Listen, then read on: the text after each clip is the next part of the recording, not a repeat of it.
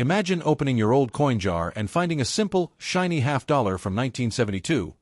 But what if I told you that this ordinary-looking coin could actually make you thousands, or even tens of thousands, of dollars? Yes, the 1972 Kennedy half-dollar isn't just another piece of pocket change. It's a hidden treasure that most people have no idea about. The Kennedy half-dollar was born from tragedy and national pride. After President John F. Kennedy's assassination in 1963, the nation wanted to honor him, and in 1964, the U.S. Mint released the first Kennedy half-dollar. But among all the years it was minted, 1972 holds some of the most interesting, mysterious, and surprisingly valuable varieties ever made. Now, before you think it's just 50 cents, stop right there. Because in the world of coin collectors, the difference between 50 cents and $50,000 can be as small as one little detail, a tiny mint mark, a die error, or a special strike that makes your coin extremely rare. Let's start with the basics. The 1972 Kennedy half-dollar was struck at 3 mints: Philadelphia, no mint mark; Denver, D; and San Francisco, S. The Philadelphia and Denver coins were made for circulation, while the San Francisco coins were produced mainly as proof coins for collectors. Most of these coins are made of a copper-nickel composition, but here's where it gets exciting. Some 1972 S-proof coins were accidentally struck on 40% silver planchets, making them much more valuable. So, if you have a 1972 S Kennedy half-dollar, it's time to take a closer look. The easiest way to check is by weighing it.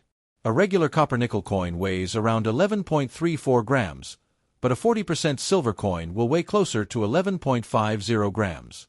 That small difference could mean the difference between 50 cents and thousands of dollars. But that's just the beginning. There are major errors in the 1972 Kennedy half-dollar series that make coin collectors go absolutely wild. One of the most famous is the 1972 D double die obverse, where the letters "In God We Trust" and "Liberty" appear doubled. This error is incredibly sought after, and high-grade examples have sold for over $3,000 at auction. Imagine holding a simple 1972 coin that looks like any other half-dollar, until a collector with a magnifying glass spots that doubling and suddenly your coin is worth more than your monthly rent. Now, here's something even more shocking.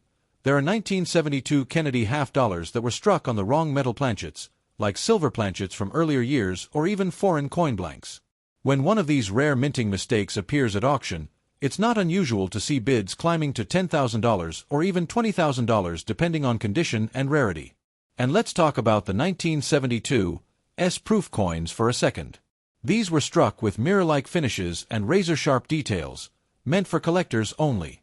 A flawless proof coin graded PR70 Deep Cameo by PCGS or NGC can easily reach $1,500 to $2,000, sometimes more depending on the market.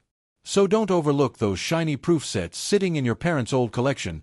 They could hide serious money. But there's another thing most people don't realize. The condition of your 1972 Kennedy half-dollar is everything.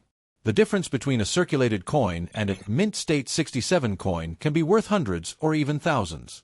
In fact, one 1972 D Kennedy half-dollar graded MS67 Plus sold for over $5,000, and the same date in MS68 is almost unheard of. Collectors and investors love this coin not only because of its connection to President Kennedy, but also because it represents an era of American history when silver was disappearing from circulation and the half-dollar was slowly fading from everyday use. It's nostalgia, rarity, and beauty all in one coin. Now picture this. You walk into a flea market, find a small box of old coins, and pay just a couple of bucks for the lot. Later, while cleaning them, you notice something odd about one of the half-dollars. It looks older, the letters look slightly off, and the surface seems a little different.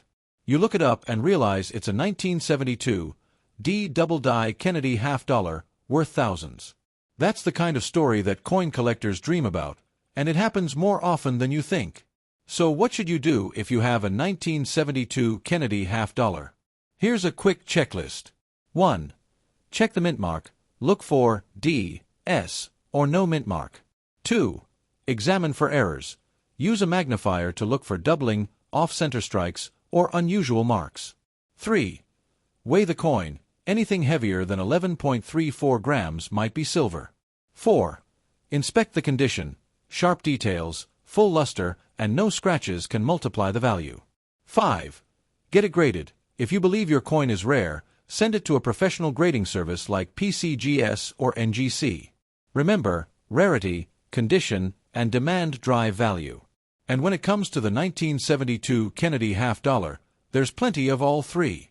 The truth is, millions of these coins were made, but only a handful are worth serious money. Still, that handful has made headlines, with auction records breaking year after year. Collectors are paying premium prices for top-grade examples, proof varieties, and major mint errors. So the next time you see a 1972 half-dollar lying around, don't ignore it.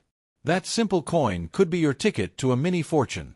The beauty of coin collecting is that the treasures often hide in plain sight, in your drawers, in old jars, or even in your family's forgotten coin sets. Who knows? The next time you flip through your change, you might be holding one of the most valuable Kennedy half-dollars ever made, a piece of American history worth thousands, or maybe even more. So go ahead, dig into that coin jar, check those old sets, and grab your magnifying glass, because you never know which 1972 Kennedy half-dollar might change your luck forever.